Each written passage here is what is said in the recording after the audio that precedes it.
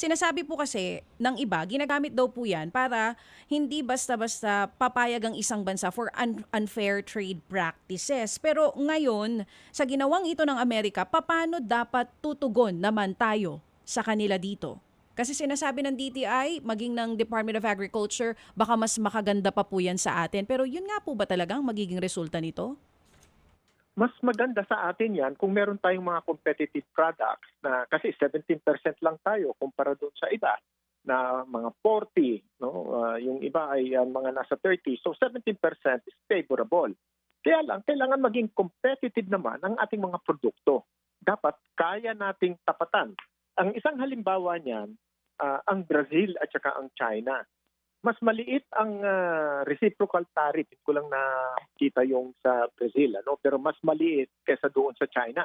So sabi ng Brazil, makikinabang sila dito kasi competitive ang mga sapatos, ang mga leather goods na ipinapasok nila Sa sa Amerika? Amerika. Oo.